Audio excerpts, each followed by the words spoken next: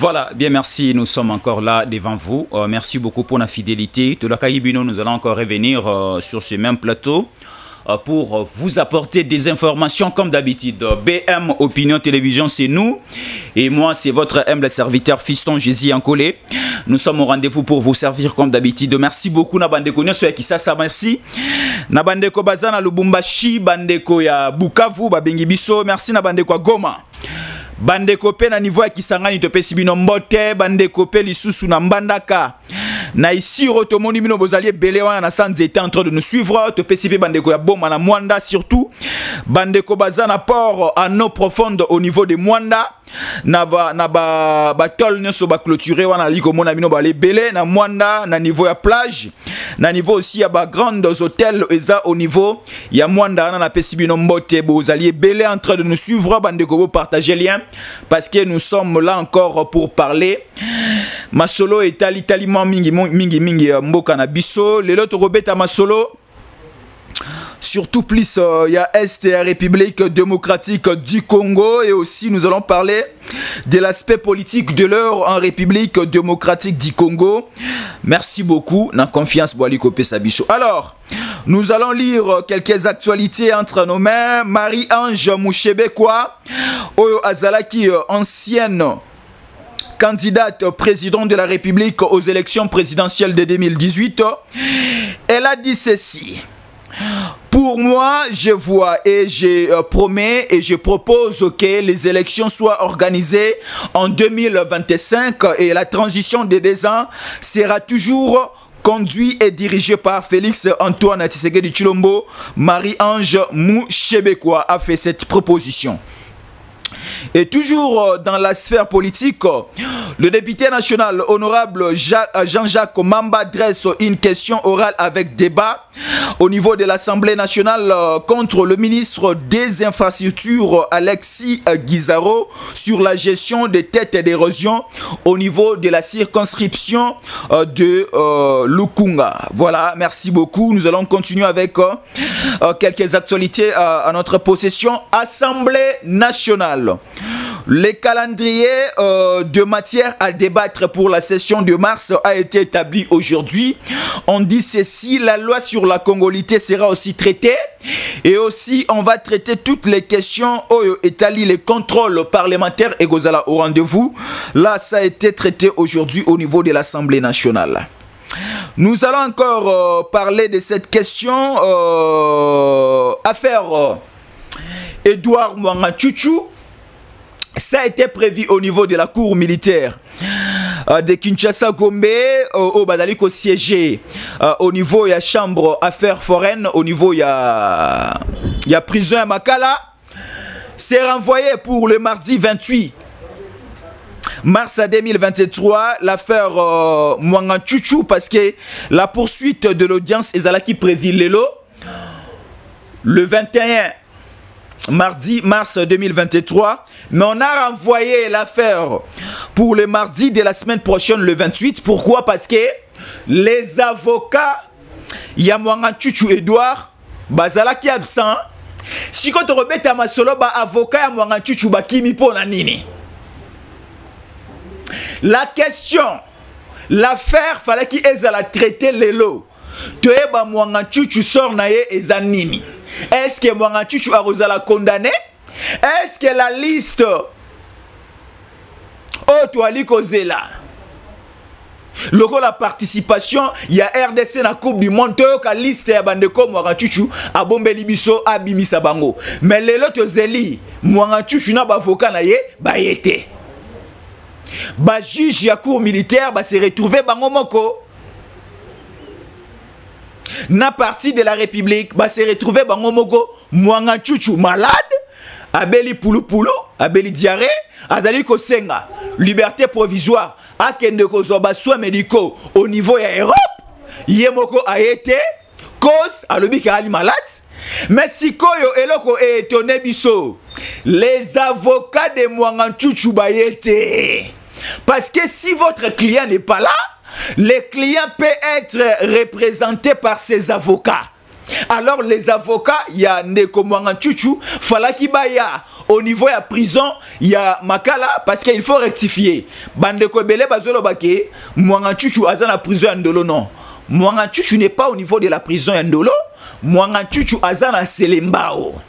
Azana prison ya Makala. C'est perka.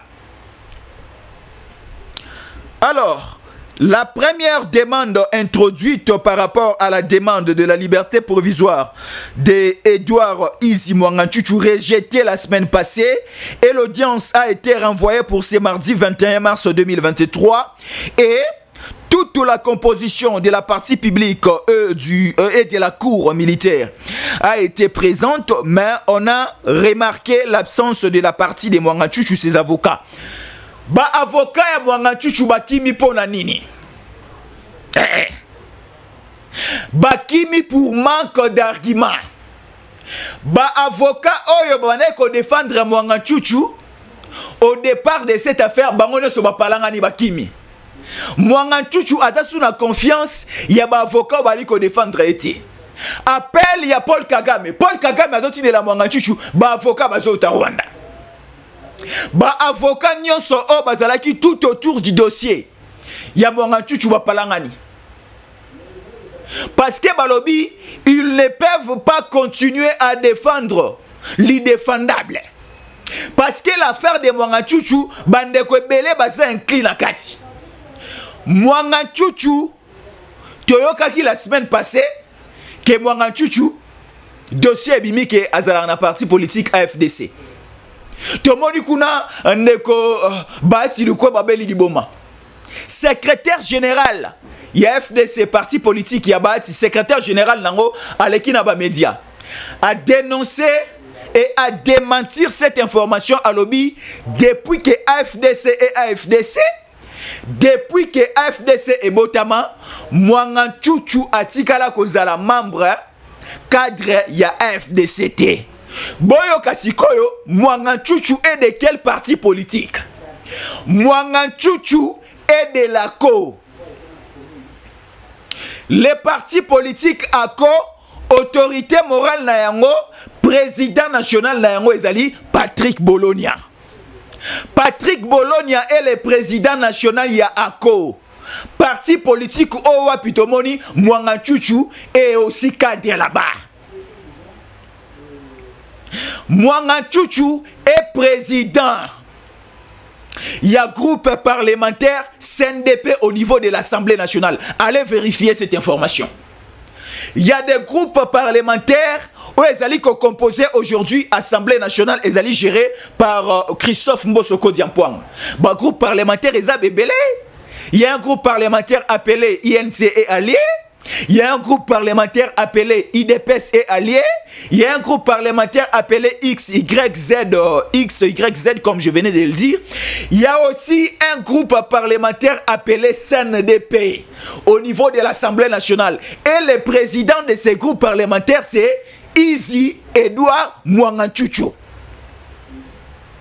Mwanga Chuchu azali cadre.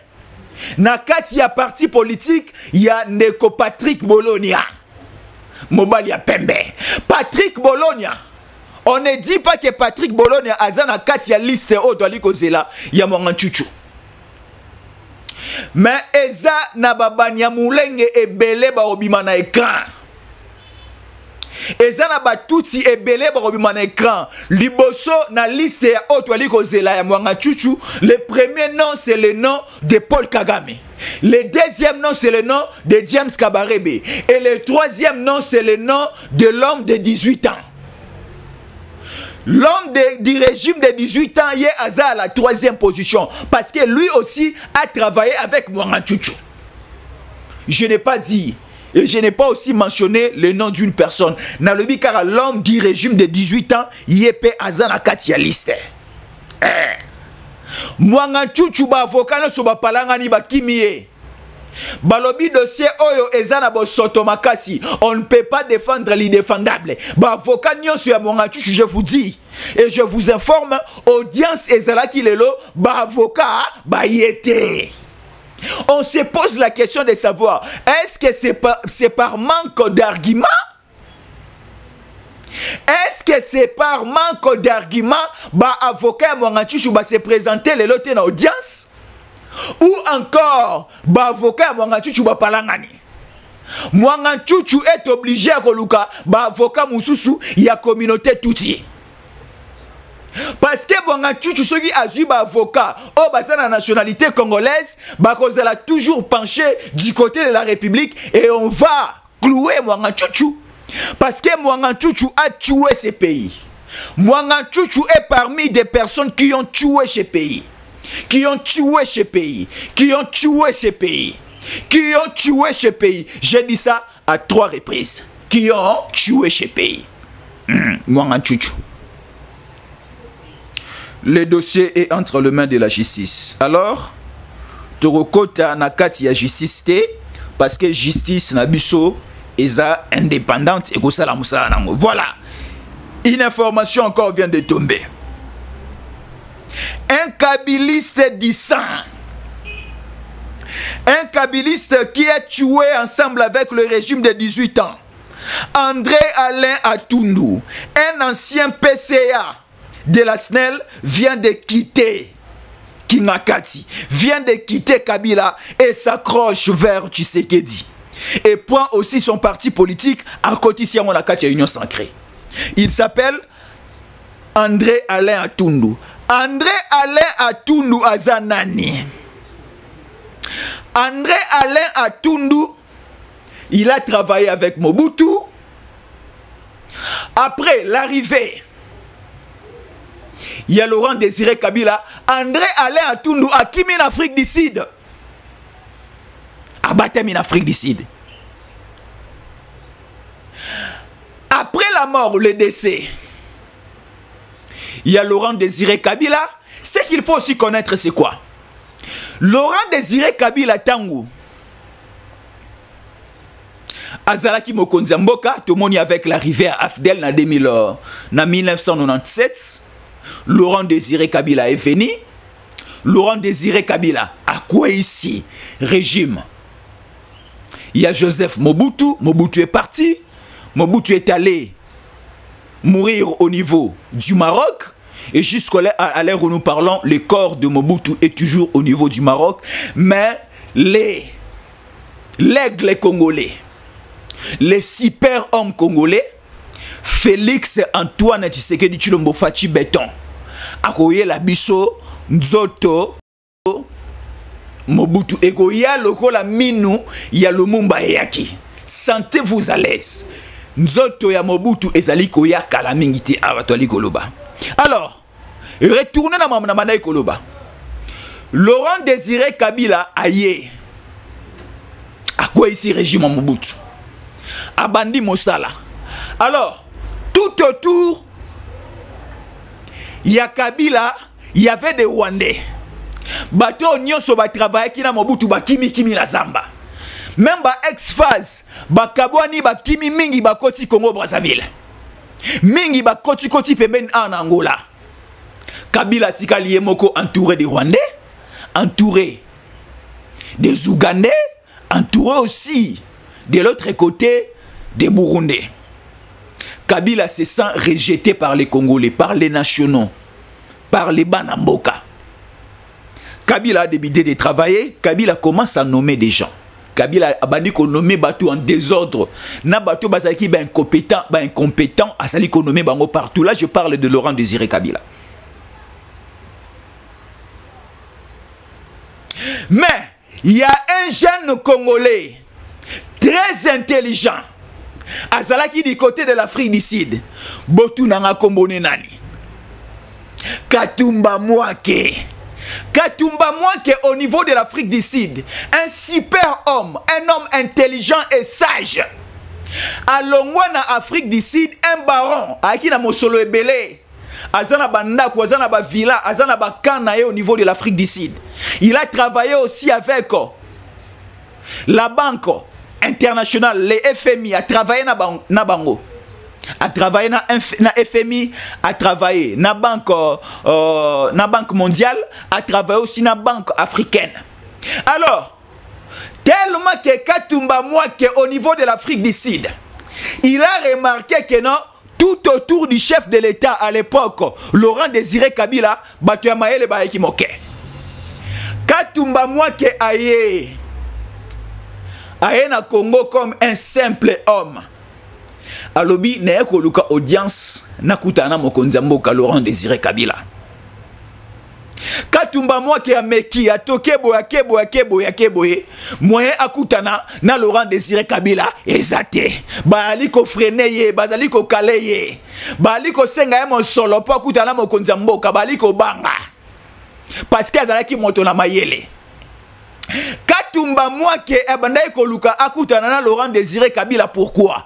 Katumba Mwake a de la maîtrise en matière financière et en matière économique. Alingaki asunga le gouvernement de Laurent Désiré Kabila pour restructurer la banque centrale, créer des systèmes bancaires, créer aussi un système économique et financier. Oyo ekomatisa mboka na biso. Ayaki na ba projet, ayaki na ba ambition, ayaki na système wana asunga ba obanda ko kamba ekolo elongo na Laurent Désiré Kabila po ekolo na biso etombwama. Aluki na ba moyen so kokuta na Laurent Désiré Kabila ya pas moyen. Laurent Désiré Kabila alobi non. Je vois un petit. Oh azoya à tout moment, mais je ne comprends pas azoya ko luka nini. Bizi Makara alobeli Laurent Désiré Kabila. Non, ce monsieur Azan a besoin kutana yo.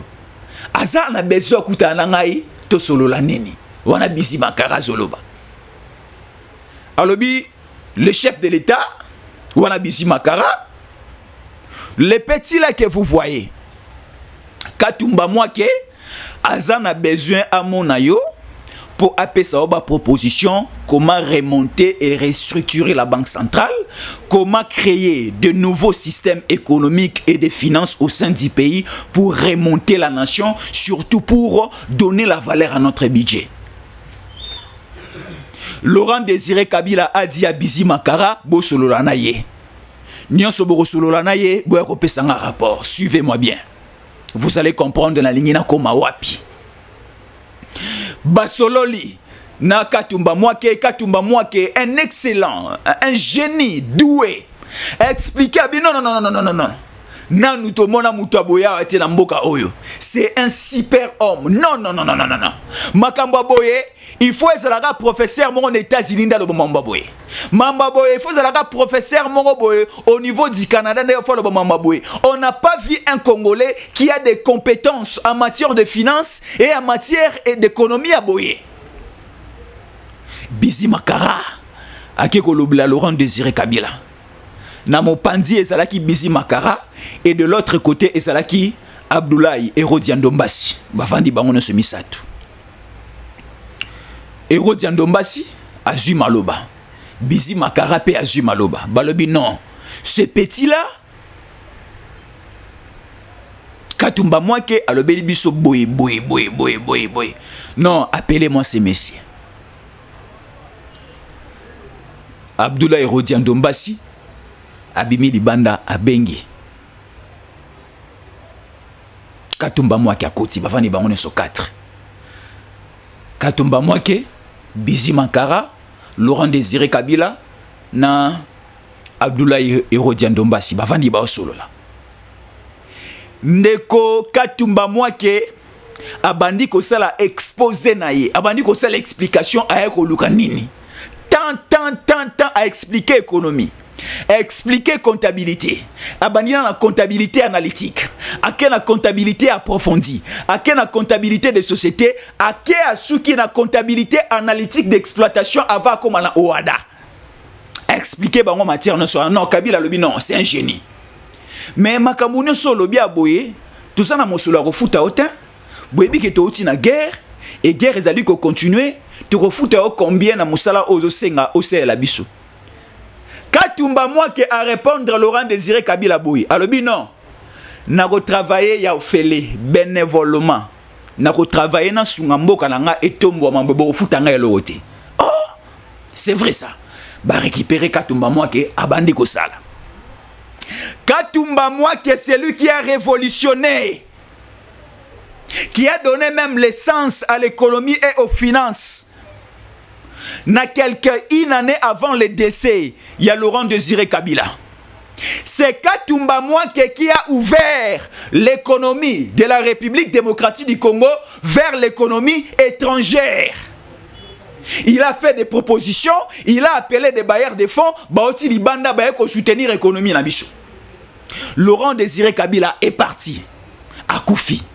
Joseph Kabila a Zubokondi. Balobeli Joseph Kabila, soki olingi o réussir mission na yo, travailler avec ce type. Wana Hérodian Dombasi nde azolobela Kabila, le fils Joseph. Hérodian Dombasi alobi Kabila mon fils. Travailler avec Katumba Mwanke. Parce que Katumba Mwanke va t'aider à aller de l'avant. Kabila pe abendi Katumba Mwanke à côté na katsa cabinet. Babandi ko travail. Katumba Mwanke à son époque. Kabila à cette époque-là, azalaki socio-alito imoko. Kabila, je précise bien. À l'époque de Kabila, azalaki socio-alito imoko, abandaka koyoka voix ya Katumba Mwanke. Oyo Katumba Mwanke roloba, yangonde Kabila ako exécuté. Papa ba évolué, Kabila ba matisi et pas Katumba Mwanke. Élection à 2006. Suivez-moi bien. Élection en 2006. Toké na premier tour, Ndeko Kabila baleki na deuxième tour na Jean-Pierre Bemba Gombo. Bolanda histoire bien place elengi et monsieur Zokoma. Boko soit elengi ya makamuna so ebsabino boko soit pe elengi ya ba vidéo oyo réalisateur na ngaso bonk c'est la bino. Boko vivre maramu ya bikamusilelo na katsa BMP ya BM Opinion Télévision. Il y a des images na histoire elengi ya boye. Katumba Mwanke ensemble avec Joseph Kabila. Katumba Mwanke a sungi Kabila. Économie na biso et mati. Tozu collaboration avec des partenaires extérieurs. Baye ko sunga biso. Élection en 2006 et salami. C'était prévu dans l'élection en 2006. Soki Kabila à l'équipe président de la République, le premier ministre Elingayi Kozala Katumba Mwanke. Parce que Katumba Mwanke azalaki na ba diversité sur terrain. Et suivez-moi bien. To commis l'élection en 2006, premier tour, deuxième tour Kabila aleki na Jean-Pierre Bemba. Deuxième tour Kabila alongi Jean-Pierre Bemba akwei. Mais sikoyo Katumba Mwanke a sous poste ya premier ministre était pourquoi?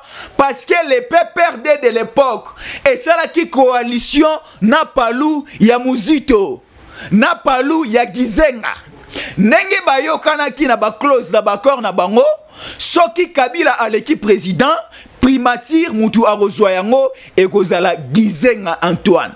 Kabila à l'équipe président a respecté ba accord a pesi Gizenga a commis premier ministre. Une année après,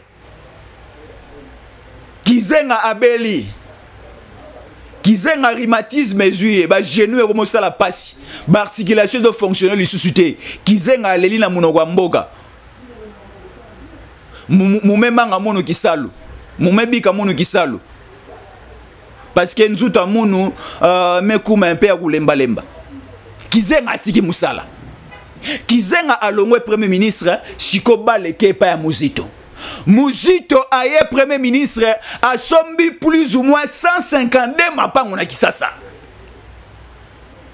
Azo somba na Kisasa mais na province ne ya Bandundu baza na morguete. Na province ya Bandundu baza na hôtel ya 3 étoiles te. Na province ya Bandundu Sozacom etikala on ne sait pas ce qui Sozacom etikala ozana Bandundu. Exacté. Alors, élection en 2011, Papa Etienne Tshisekedi Elombe aye. Elombe aye, Papa Etienne Tshisekedi. Babeti challenge na Kabila. Élection en 2011, Kabila na Papa Etienne. Papa Etienne a gagné Kabila. Papa Etienne a gagné Kabila na élection il y a 2011, élection présidentielle. Je l'ai dit avec précision, élection présidentielle il y a 2011, organisée par Ngoï Mulunda, président Seni. Papa Etienne a bêti Kabila Makale Kale par terre. Mais Ngoï Mulunda Azui a falsifié le résultat, a proclamé Ndeko Kabila président de la République. Le Kola Kabila Zalaki na armé dans la police derrière lui.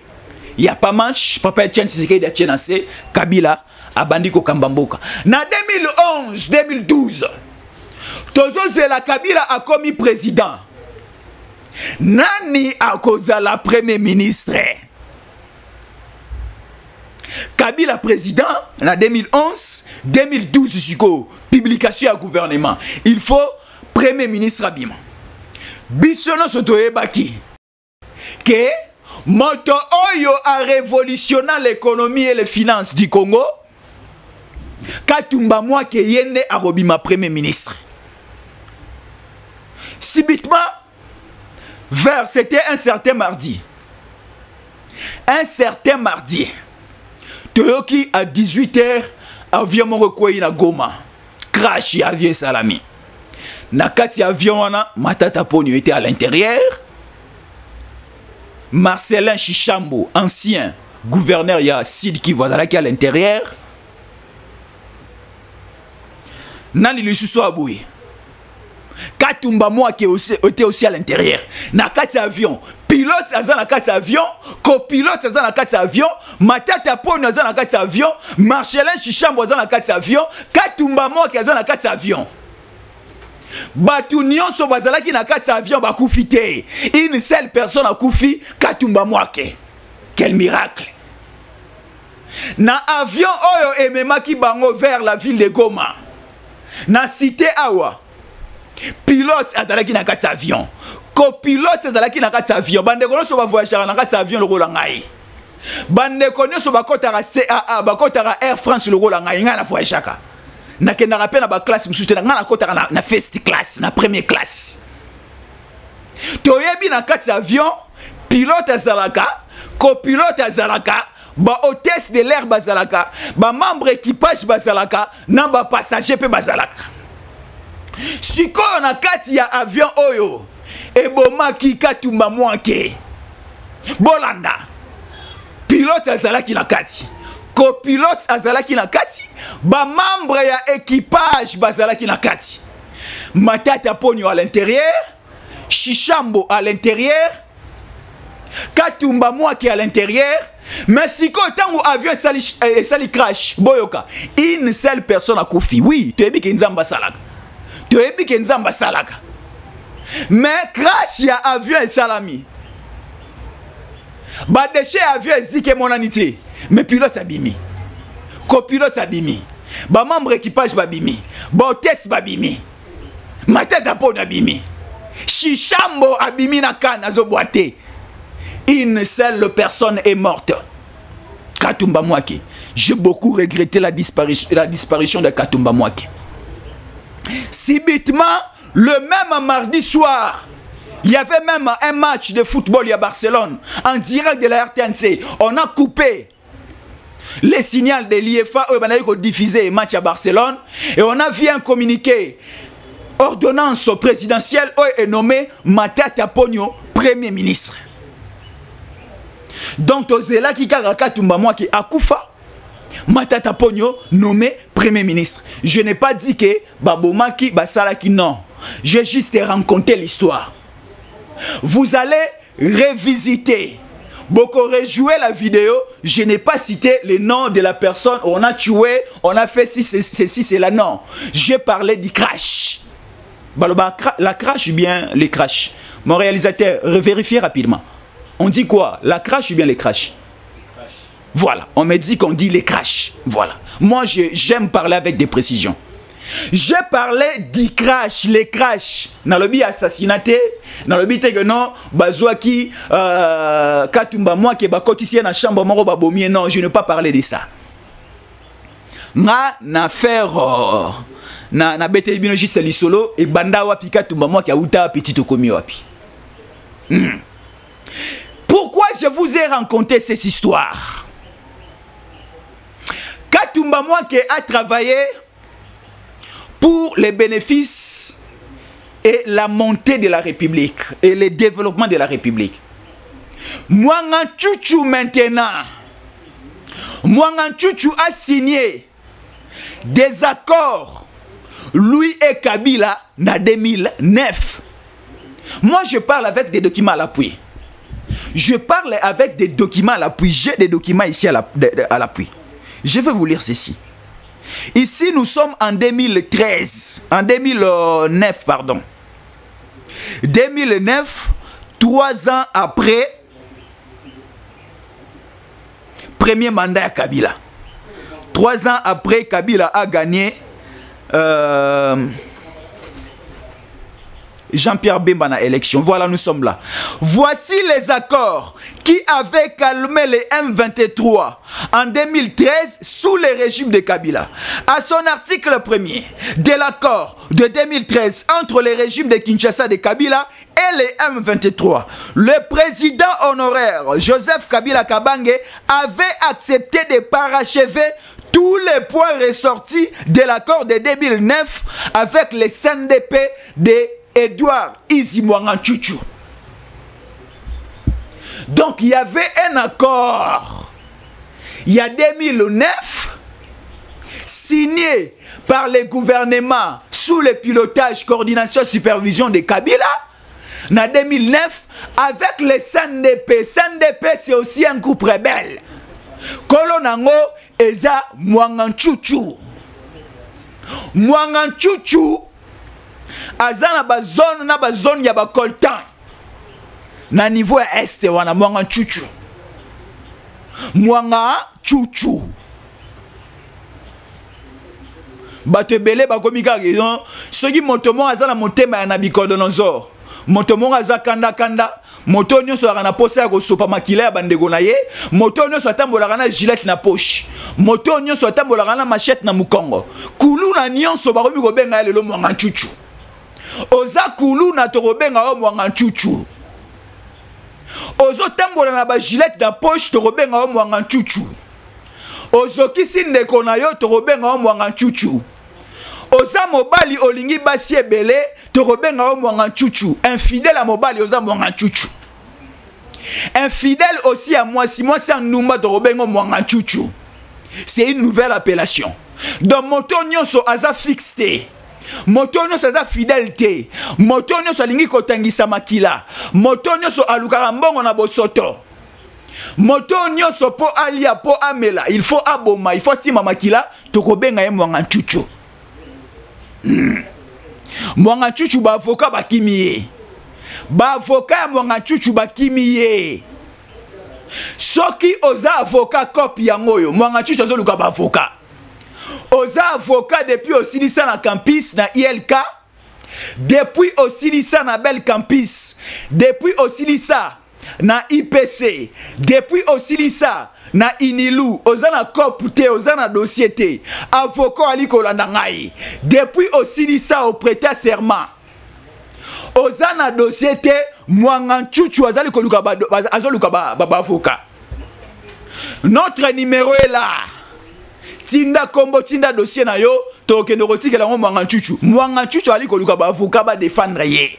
Parce que la composition des avocats, il y a Mwanga Chuchu lelo bakimi audience. Bakimi na bango Mwanga Chuchu.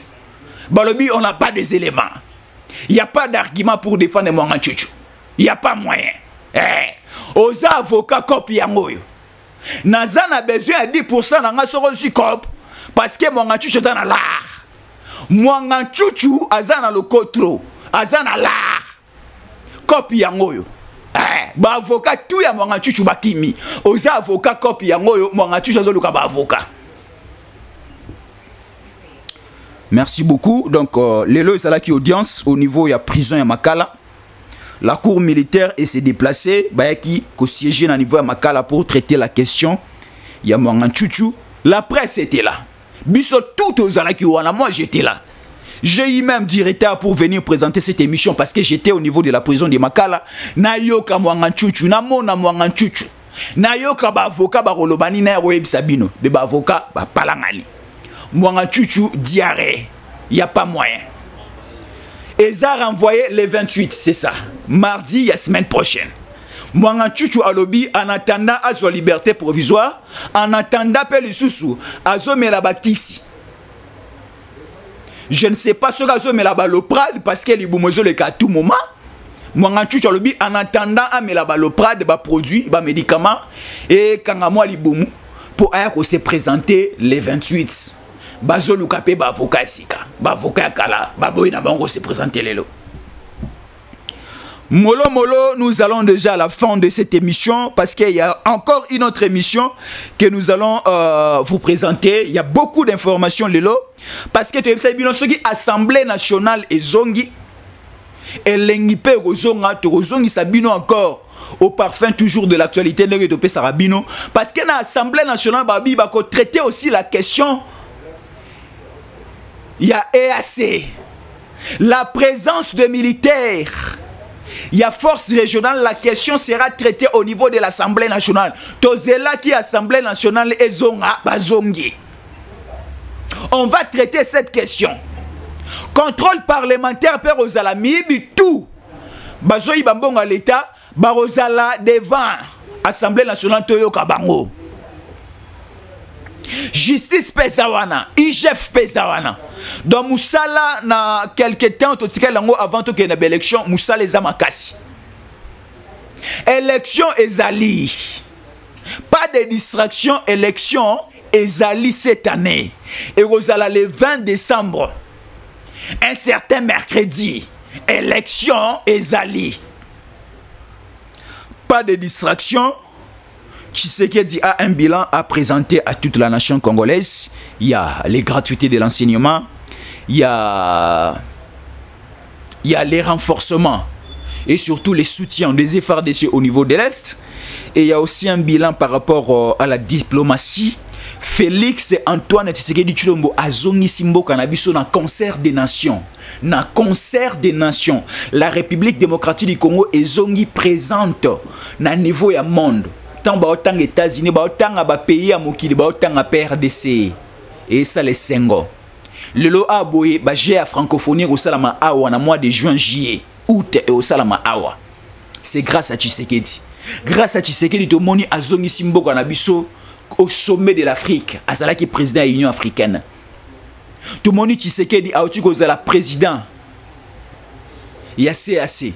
Une communauté sous-régionale où ils allaient au pays de Centrafrique. Aoudaï que la président de communauté wana mais atike lipen de Gonaye et à Gabon.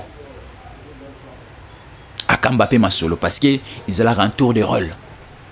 Ndenge atike la ki Macky Sall na niveau Union africaine, ndenge pe Macky Sall atike li président. Il y a Comore, ndenge pe ka système de jeu tambolaka. Alors Tshisekedi a dit avant les élections de 2023 décembre, il y aura la paix au niveau de l'Est. Bandekwa Est, Botiana Sebouza la Kimia. Kimia et Rozonga na Nord, Kivuana na Ituri partout. Toujours grâce à ba militaire na biso. Merci na bandeko ya Angola parce que 500 Angolais baza déjà awa. Baye bako utiliser ba matériel na biso, ba matériel militaire na biso te. Ba soldats ba militaires angolais ba yena ba matériel de guerre na bango. Ba avion de chasse na bango payé. Joao Lorenzo, merci à vous. Joao Lorenzo, merci à vous. Azui ba matériel militaire. Na ba militaire angolais ba yena yango awa. On va raser tout le monde. Bon, le but déjà c'est ok na niveau Bunagana désert. Ba M23 ba kimi na Bunagana. Bah le but non. Avec cette montée en puissance de l'armée congolaise, avec cette Tshisekedi, avec ces Félix là, on ne pourra plus demeurer ici à Bunagana. Il faut déjà commencer à fuir. Bah kimi Bunagana, bah batami na bazamba. Jusqu'au Sunkoi 25 na avion sika auto Zuana et outil ici et mati déjà. Ezota la bango. Na jimel la musika partout bazali on va bombarder. Mais si vous nous suivez, vous les Codeco, les M23, bah RDF, bah ADF. Il y a aussi un groupe militaire au niveau. Il y a Ituri, Tebeyon, Mampi. Il y a communauté Emma, Binope Bobandara déjà au long parce que nous arrivons.